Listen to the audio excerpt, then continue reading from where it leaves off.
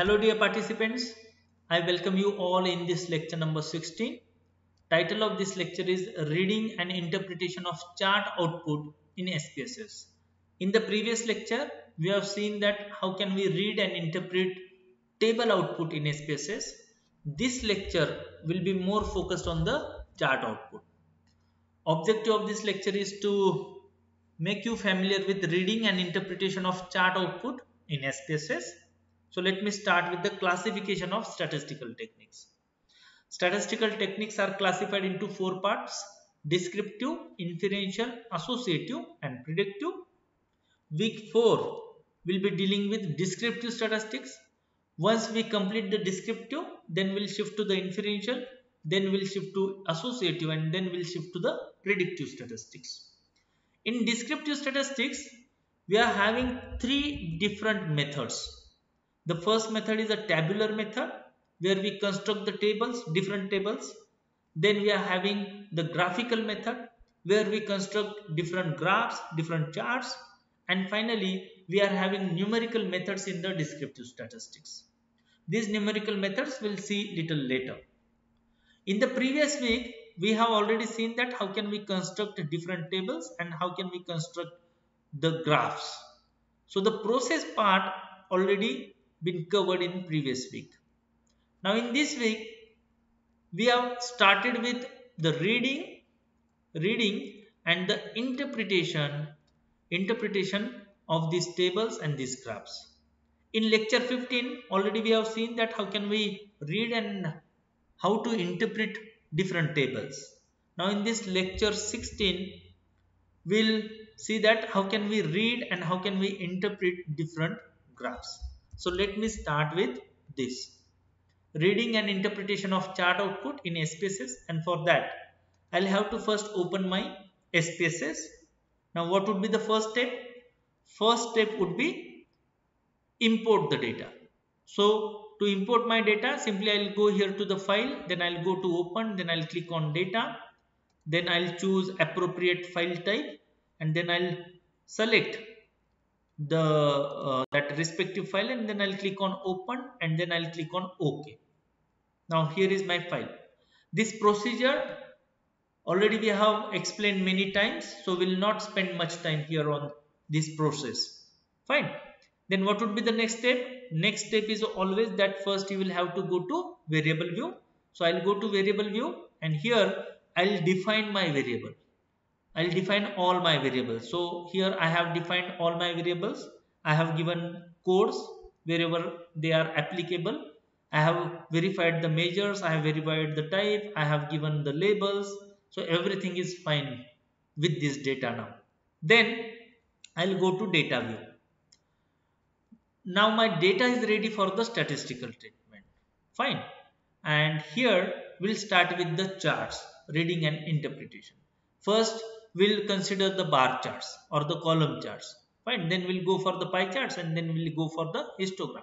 So let me start with the bar chart. For that, I'll have to go to analyze descriptive statistics frequencies, and here now I'll select the variables which I actually want to give treatment on. Here I'll select different types of the variable. I'll select the nominal variable, this gender, and gender code is a nominal variable. This satisfaction and level of satisfaction, string and coded satisfaction, that variable is actually a ordinal type of variables, and age is actually a scale type of variable. Moreover, I am adding this age of respondent also, which is categorized variable. Fine. So I am going to select all these variables. I'll put all these variables here in the empty box and I'll give statistical treatment. Means I'll just construct the bar chart for all these variables and then we'll go for the meaning and that interpretation and the reading part. Fine. So let me put all these variables here. Then I'll go to charts. I'll click on bar chart, frequency, continue. I'll deselect these frequency tables. I'll not spend much time here on the process because process is already been explained to you in the previous week. Now here in the output window, you will get all the charts here as I scroll this down. Fine. I'll get all the charts. But what I'll do, so far this lecture is concerned, we'll go one by one. First, we'll go and we'll see the charts, bar chart for the nominal variable. Then we'll go and see the bar chart for the ordinal variable, and then finally we'll go for the bar chart of the scale variable. So let me start with the nominal variable. So here are two outputs. The first output for the variable gender and the other output for the gender of respondent. And if you remember this gender, this chart is actually associated with this variable, which is alphabetical, and this gender of respondent, this bar chart, is actually associated with this variable or this column where we are having the numbers. Fine. So we are having two nominal variables. First is a string and other is a numeric, but both are the nominal variables. Fine. Now how to read it? Simple. Here we are having female, here is male, and there are 46, frequency is 46, here it is 54. If I come to this graph, this chart, the male comes first, they are 54, and here female are 46. So there is no big difference in these two. But only the difference is that here female comes first, here male comes first. Why they comes first? Because here for this graph, SPSS sort this data in ascending order, and that is why here female starts with F, so that considering the sorting thing, female comes first. So for this graph is concerned, this chart is concerned, 0 comes first, and 0 is a number, 0 is a code assigned to male. That is why male comes first. Fine. A very interesting thing here is, in this chart, here we are not getting the codes, we are getting the assigned labels. So labels we have defined here. So the results always comes with the labels. Fine. Results never comes with the assigned codes. So this is very important thing that I just wanted to highlight here. Now I'll go further. Such kind of interpretation is appropriate, and this is relevant thing. So you can simply construct the bar charts on nominal variable, no problem. If you are having nominal variables, definitely you can go with the bar charts. Now let me come to the ordinal data. So again, here are the two different variables. Different means they are by nature they are same, but by type they are different. What I mean to say, I am going to consider this satisfaction and satisc. They both are ordinal, but their types are different. One is a string and other is numeric. What is the meaning of string and numeric? One is in words. The responses here are recorded in words or alphabetical, and here the other is in numerics, numbers, but both are representing the same thing. Though the both are representing the same thing, their graphs are different. Here you can see that this chart, this is actually associated with string data. String data means this is actually associated with this column, and this chart is associated with this column. Fine. Now what is the difference? The difference is, here again you can see that neutral comes first, then satisfied, then unsatisfied, and so on. Here very satisfied comes first, then satisfied, then neutral, and so on. Fine. Why it happens? It happens because for this chart it has considered this column where it has that SPSS has sorted it in ascending order, and that is why alphabetically it has sorted, like neutral, satisfied, unsatisfied, U, V, and V.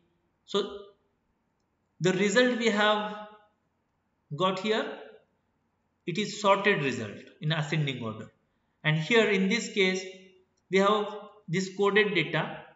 Fine. Here it is 1 for satisfied, 2 for 1 for very satisfied, 2 for satisfied, 3 for neutral, and so on and so forth. So we got the result in the same pattern, considering the same ascending pattern. That is why we got here very satisfied, satisfied, neutral. We are not going to get the codes here. We are not going to get 1 or 2 and 3 and 4. No. Here we get the labels. Here we get the labels for which we have assigned the codes. Fine. So this is means it is always recommended that if you are going to construct, if you are going to draw some chart, then always go for the coded data, coded variable. Then it gives you the proper chart. Both the charts you can go with. For the both the charts you can go with the interpretation thing. No problem with that.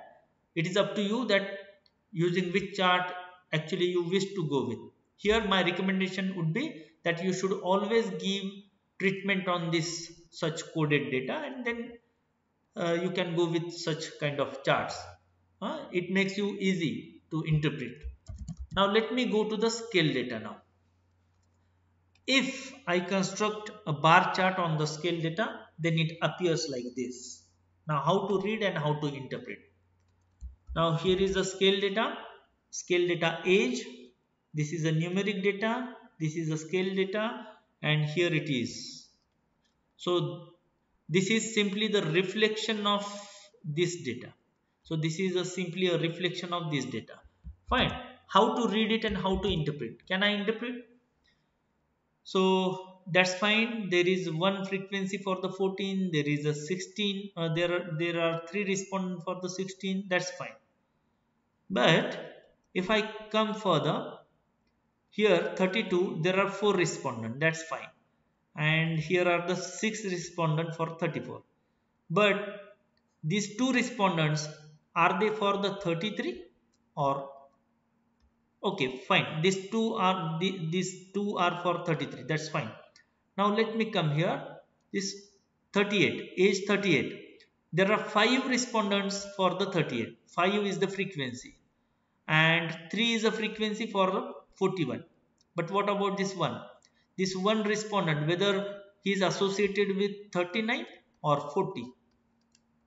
More specifically, what exactly the age of this one respondent? And here we get confused. Fine.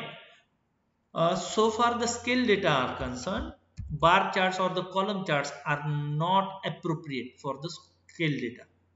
So the interpretation here, it will lead you to the inappropriate interpretation. Fine. Because here you can see that the gap between these two, 14 to 16, there is age 15. That's fine. I can understand. But if I come here, the gap between this 38 to 40, there are 2 numbers, 39 and 40. If I come here, 52 to 54, 53 and 54, 2 age are there. Now this column, this bar, whether this bar is associated with age 53 or age 54, that we don't know. How to interpret them?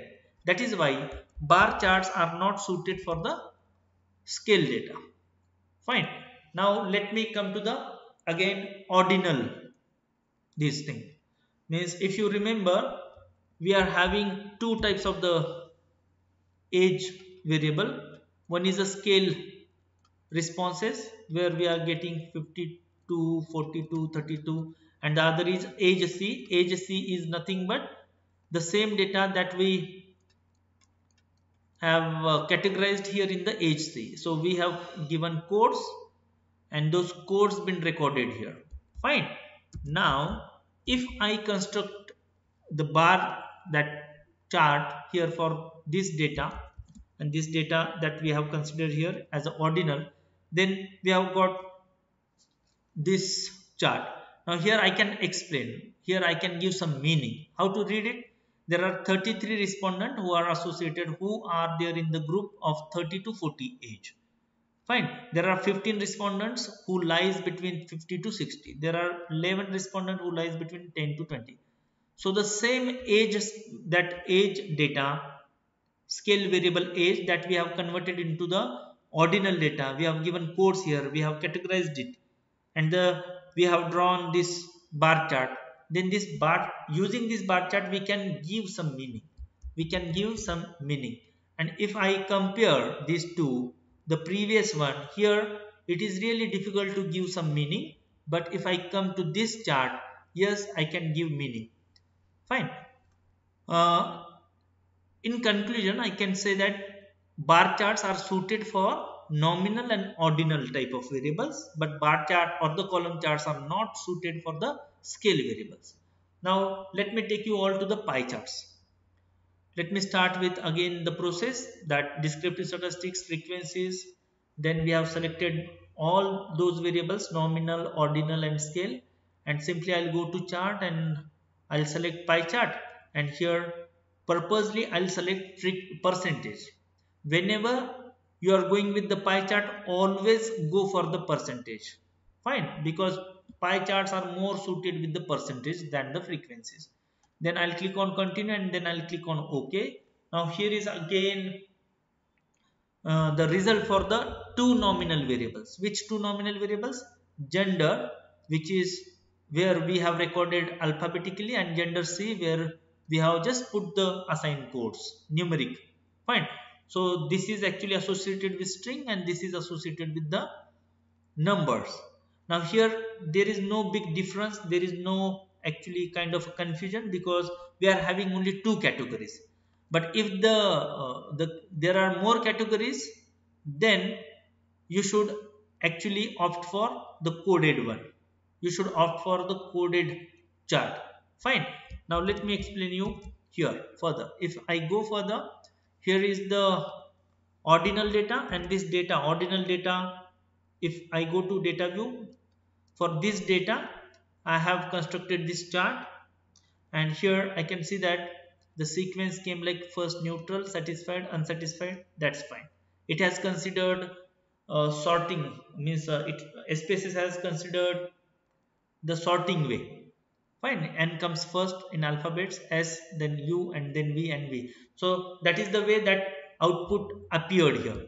Now if I go further and if I construct pie chart on SATC, that is coded ordinal data, then here in the result you can see that very satisfied came first, then satisfied, then neutral, then unsatisfied, and then very unsatisfied, the way I have asked question to my respondent. Fine. So this is the way that we get the pie chart on ordinal data. It is always recommended that whenever you are constructing bar chart, column chart or pie chart, you always should go with the coded variable. So you should always go with the SATC or gender C. Then it may help you to interpret the result in easy way. Fine. Now let me take you to the comparison. Now if I compare both the pie charts, there is no big difference. The difference is only, it lies here only, the way that SPSS is explaining the things. Fine. Here the neutral been considered first, here the very satisfied been considered first. Fine. And this is the way that we have given the codes.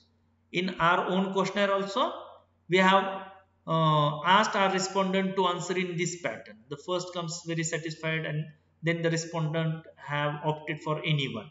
Fine. So this chart is more actually easy for the interpretation purpose. Fine. Now let me take you to the pie chart on scale data. Now there is one this variable age. We are having data like this, and here it is the scale data. This is a numeric one. Fine. Now if I construct a pie chart on a scale data, can I interpret? How to interpret? How to give meaning? Can I give meaning to this thing? No. Here the interpretation is inappropriate. So never ever apply pie chart on the scale variable. Never ever. Don't do that. Take. Now I'll go further, and if I construct this pie chart on age C. Age C is a kind of a ordinal variable. Means age C, I have defined this using the scale data age. Fine, I have given the codes. Now here we are comfortable with the pie chart. Here I can say that there are 11% of the respondent, they lies between the age group 10 to 20. There are 15% of the respondent, they lies between 50 to 60 age group. So this is the way that we can interpret something. What does that mean? It means that pie charts are actually suited for categorical data. They are suited for the nominal or ordinal type of variables only. They are not suited for the scale variables. Fine. Now if I compare both the things, yes, absolutely, that for the scale data this is not appropriate, that interpretation would not be relevant. Fine. But the same variable, if I convert into the categorical thing, then that's fine. I can apply pie chart. Fine. So I just wanted to highlight here is that we cannot apply pie chart on the purely scale data. For that you will have to first categorize that scale data and then we can apply pie chart. Fine. Now let me take you to the histogram. Now here in the histogram again we'll go to descriptive statistics, frequencies, then I have selected all the data. So I have selected nominal, 2 ordinal, 1 scale and 1 more ordinal. Now we'll construct histogram on all these different types of the variables and we'll try to read and try to interpret the histogram. For that I'll go to chart, I'll click on histogram and I'll click on show normal curve and I'll click on continue and then I'll click on OK. Now in an output window a very first message appears is a warning. And what is the warning? Gender is a string, so histogram cannot be produced. Satisfaction is a string, so histogram cannot be produced. And what type of variable it is actually talking about is this. So if you are having data like this, SPSS will not give you histogram, for more specifically for such type of variables which are string, where we have recorded the responses in words, in alphabetical. So histogram is not applicable for string data. Is it fine? Yes. Now let me take you further. Now if I go further, SPSS have given us the output, the histogram for the gender of respondent, but this data is nothing but this variable which is numeric, and this data is a numerically recorded, but it is actually a nominal variable. So this is a nominal variable, correct? Now how to interpret this? Here is a histogram. Fine. Can I give some meaning to this number, this and this? Because if I consider the codes, then it should come like 0 code and there are some frequencies like 0 is male and they are 54 and here female are 46. Fine. But is this a continuous data? Continuous means my respondent has responded me either he is male, he is quoted that he is either 0 or 1. There is no such thing 0.5 or minus 0.5. No, this is not. These responses are not continuous. They are discrete. They are discrete. Fine. That is why we cannot give meaning here. More interestingly, if I look here, the mean 0.46. What is mean? We'll see it in the respective lecture, the meaning of mean and formulas. But here, for the simply understanding, mean is nothing but kind of average, and this number tells me the average. Am I saying that when 0.46 is the average, computed average, then can I say that my respondent is averagely, he is not 0, he is not 1, but he is 0.46. What does that mean? Am I going to say that my respondent is averagely not male, not female, but in between of these two? No, how can I say that? I cannot say like this. So far the nominal variables are concerned, we cannot go with the histogram. SPSS will give you the result, no problem. SPSS will give you this chart, a beautiful chart with this normal curve. But when we'll come to the interpretation thing, we cannot interpret this. We cannot interpret, and it will be not a very valid stat. Fine. So here the interpretation is inappropriate. Now if I go to the level of satisfaction, this is not actually the nominal. This is actually this is not nominal. This is actually ordinal. Fine. So some typing mistake. Here also, can I interpret here? They are discrete values. All are discrete values. Fine. Here I am saying 1. Here I am saying 2. Here is 3. Is there is someone in between this gap? No. Nobody is there. Then again, for ordinal data also, I cannot go with the histogram. So here also the interpretation is inappropriate. Here also the interpretation is inappropriate. Though, see, this ordinal SATC is a numerically, we have inserted this data numerically. But the main feature is this is ordinal. The measurement scale is the ordinal. That is why we cannot go with the histogram here on the ordinal type of data. Now we'll go to the scale. Now here is the scale data. We are having different numbers. It has ranged from some about means from 16 to something like 62 or whatever is the number. Fine. And this is a continuous data. What does that mean? Continuous data means here, if I come here, this is a numerically recorded and this is a scale data. Scale data means in continuation. If I collect more information, I can get few number like 61, I can get 58, any number between this range, any number. It can be any number. Means this respondent, if he is saying that his age is 18, he can say that his age is 18 years, 10 months, 10 days, 5 hours, 5 seconds. That response also will be recorded here in this uh, graph or this chart, histogram chart. Fine. So these are the responses which are continuous. If any one additional respondent comes in and if he says that my age is 24 years 5 months and so on so forth, he will also get inserted here. Fine. And this is called as continuous distribution. This age, this variable is continuous frequency distribution, and that is why when we draw this histogram we can give some meaning. What type of meaning that we can give? Here is the group 10 to 20 and there are some respondents 20 to 30. Fine. 30 to 40, 40 to 50, so on so forth. And this is a continuous data. This is a continuous data. We start from 0 and here is 70. And here whether this is normally distributed or not kind of thing. Now if you simply look at this chart, your data is concentrated here. What does that mean? It means here is the frequency and here you can see that here are the high frequencies. It means when we'll go to the central tendencies, we are going to get our values for mean, median, mode in between this range. So here we are going to get our numerical results.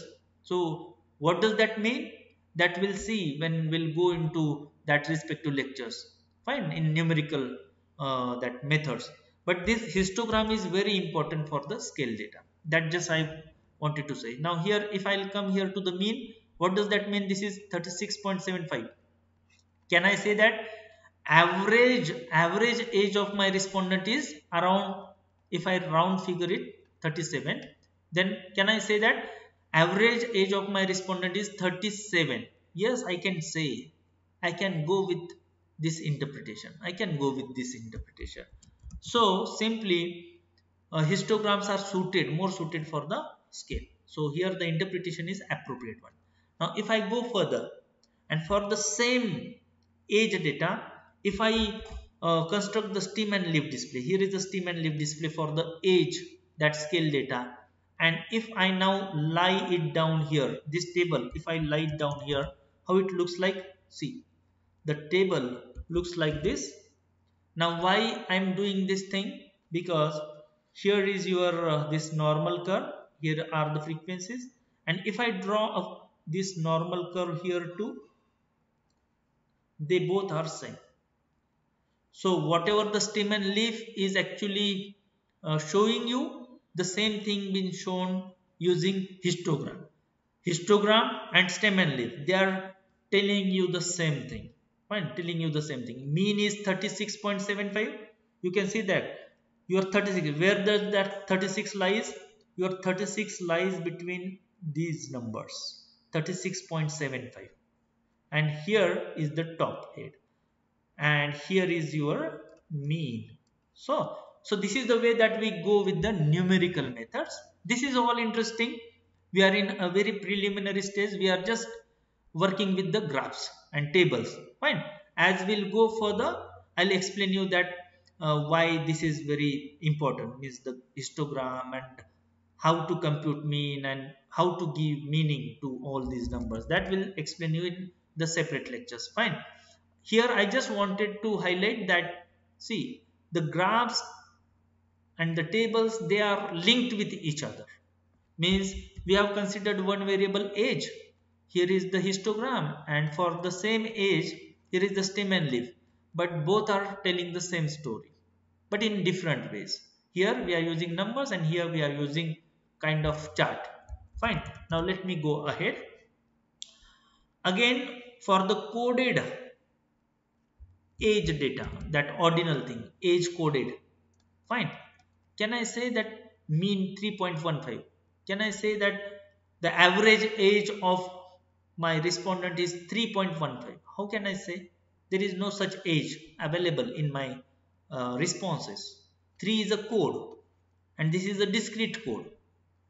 No one can say, means suppose a new respondent comes and I have asked him that just give any code. Can he give here in between 3.5 code? No, he cannot give this code because this is not continuous data. This is discrete data, and for discrete data we cannot construct the histogram. A very interesting thing, though it looks like column and bar chart, this is not column and bar chart. This is a histogram. This is histogram. Fine, they should be joined. There should not be any gap here in between these two. Now if I go further, what is the difference between bar chart and histogram? Let me explain you. And here we have considered two variables. Which two variables we have considered? Here we have considered age and here age C. This is coded data, this is scale data. So here is the age and here is age C. What is the difference between two? The difference between two is, so far the bar charts are concerned, this bar chart is actually suited. This we can give some interpretation for this bar chart, but we cannot interpret this bar chart.